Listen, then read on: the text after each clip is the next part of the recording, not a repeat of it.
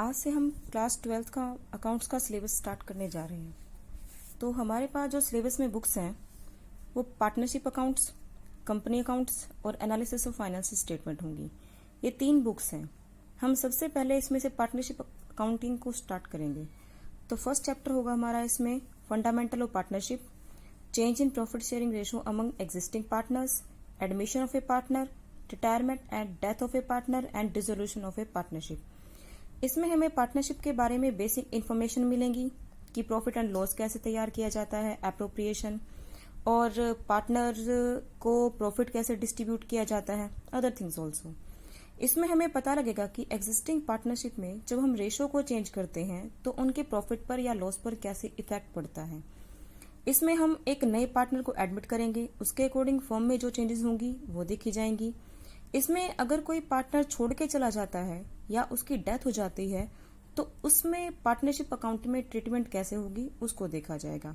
At last dissolution of partnership firm, जब firm के सारे पार्टनर फर्म को स्टार्ट ना करना चाहे या उसको डिसोल्व करना चाहे यानी खत्म हो जाए तो उस केस में फर्म को कैसे क्लोज किया जाएगा और उसमें असेट्स को बेचा जाएगा, लायबिलिटीज को पे आउट किया जाएगा और आफ्टर दैट जो बचेगा कुछ तो पार्टनर्स को दिया जाएगा, उसका ट्रीटमेंट कैसे किया जाएगा।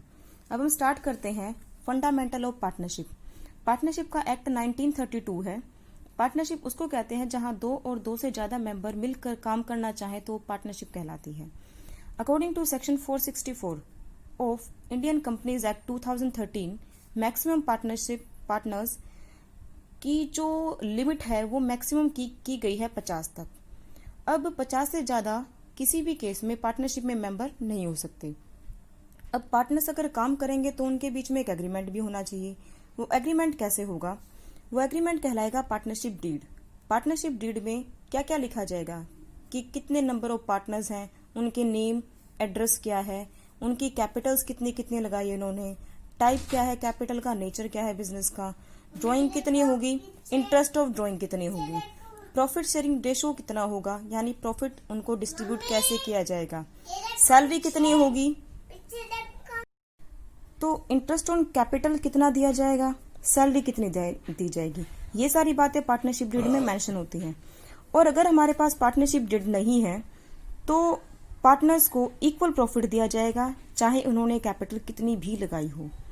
अगर पार्टनरशिप डीड नहीं है तो किसी पार्टनर को कोई सैलरी नहीं दी जाएगी, कोई कमीशन नहीं दिया जाएगा, कुछ भी इंटरेस्ट ऑन ड्राइंग नहीं पे किया जाएगा। तो अगर पार्टनरशिप डीड नहीं है तो सिर्फ अगर पार्टनर ने फर्म को कोई लोन दिया है उस पर 6% के रेट से इंटरेस्ट दिया जाएगा। इसके अलावा प्रॉफिट उनको इक्वल दिया जाएगा और उसे उन्हें कुछ भी नहीं दिया जाएगा अगर पार्टनरशिप डीड नहीं है तब। अब बात आती है प्रॉफिट एंड लॉस एप्रोप्रिएशन की। हम पार्टनरशिप में profit and loss appropriation account तैयार करते हैं। ये इसकी डेबिट साइड है और ये इसकी क्रेडिट साइड है। डेबिट साइड में सारे एक्सपेंसेस को लेकर चलेंगे, क्रेडिट साइड में सारी इनकम्स को लेकर चलेंगे। तो जो जो पार्टनरशिप में खर्चा होगा वो डेबिट साइड में और जो जो इनकम आएंगी वो क्रेडिट साइड में लेकर चलेंगे। तो अगर हम पार्टनर्स को सैलरी प्रोवाइड करते हैं तो डेबिट में लिखा जाएगा टू सैलरी टू पार्टनर्स। अगर हम उनको कमीशन दे रहे हैं तो to commission to partners. Interest capital पर प्रोवाइड किया जा रहा है तो टू इंटरेस्ट ऑन कैपिटल, जितना ए को दिया जाएगा जितना बी को दिया जाएगा। अगर हम प्रॉफिट में से कुछ पैसा रिजर्व में ट्रांसफर करके रख रहे हैं तो वो लिखा जाएगा टू रिजर्व। अब क्रेडिट साइड में जितना स्टार्टिंग में हमारे पास प्रॉफिट एंड लॉस में बैलेंस होगा, प्रॉफिट होगा, उसको ट्रांसफर किया जाएगा यहाँ पर by profit and loss accounts. Net profit transfer from कहां से? प्रॉफिट एंड लॉस अकाउंट से।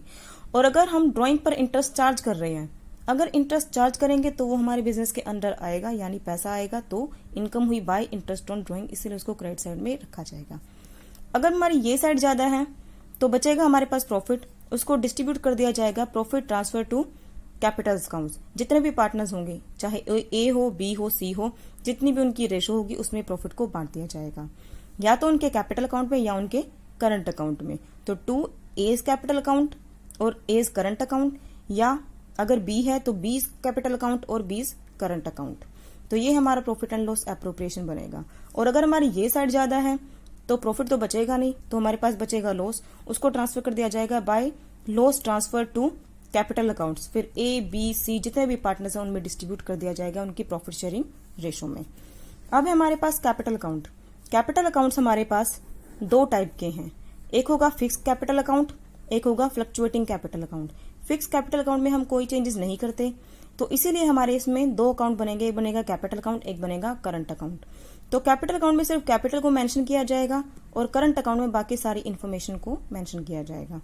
फ्लक्चुएटिंग कैपिटल अकाउंट में हम चेंजेस करेंगे तो एक ही कैपिटल अकाउंट में करेंगे, वो कैपिटल अकाउंट के अंडर ही होता जाएगा। अब मैं बताती हूँ आपको कि कैपिटल अकाउंट बनाना कैसे, परफॉर्मा क्या है। ये कैपिटल अकाउंट है जहां पर हमारे पास व्हेन कैपिटल्स आर फिक्स, जहां पर फिक्स होंगी। तो ये होगी डेबिट साइड, ये होगी credit side. To cash account debit में, by balance brought down credit side में। तो हम क्रेडिट साइड से स्टार्ट करेंगे क्योंकि कैपिटल अकाउंट है हमारा। तो बाय बैलेंस ब्रोट डाउन, ये ब्रोट डाउन इसीलिए आया क्योंकि हमारा ओपनिंग बैलेंस है, जितना जितना पैसा लगाकर बिजनेस स्टार्ट किया गया होगा, तो बाय बैलेंस ब्रोट डाउन ये है हमारा ओपनिंग बैलेंस। और अगर पैसा एडिशनल लगाया गया है, साल के दौरान एडिशनल कैपिटल लगा दी, एक्स्ट्रा कैपिटल लगा दी, तो वो लिखा जाएगा by cash bank account additional capital introduced. और अगर पैसा निकाल लिया है कैपिटल की फॉर्म में, तो to cash account bank account capital withdrawn.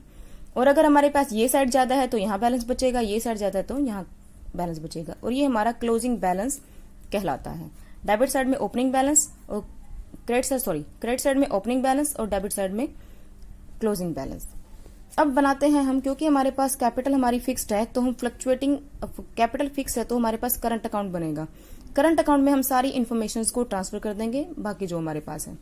तो करंट अकाउंट के अगर बैलेंस होंगे, क्रेडिट साइड का बैलेंस है तो बाय बैलेंस ब्रोट डाउन, और अगर डेबिट साइड का बैलेंस है तो टू बैलेंस ब्रोट डाउन। ये इनके ओपनिंग बैलेंस लिखे जाएंगे। अब जो हमारे पास प्रॉफिट एंड लॉस अप्रोप्रिएशन में होगा, जो बैलेंस हमारे पास डेबिट साइड में होगा, अगर पार्टनर्स के नेम है तो वो करंट अकाउंट में क्रेडिट साइड में लिखा जाएगा। जो हमारे पास प्रॉफिट एंड लॉस अप्रोप्रिएशन में क्रेडिट साइड में है, वो करंट अकाउंट में डेबिट साइड में लिखा जाएगा।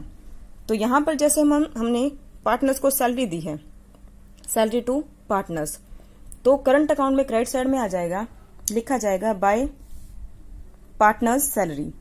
ऐसे इंटरेस्ट ऑन कैपिटल होगा बाय इंटरेस्ट ऑन कैपिटल।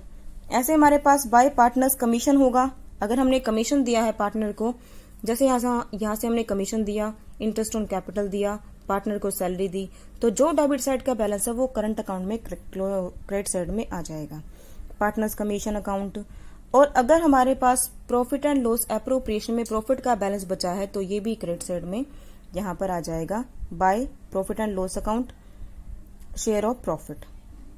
अब जो profit and loss appropriation account में हमारे पास क्रेडिट साइड में बैलेंस है बाय इंटरेस्ट ऑन ड्रॉइंग, तो वो लिखा जाएगा करंट अकाउंट में।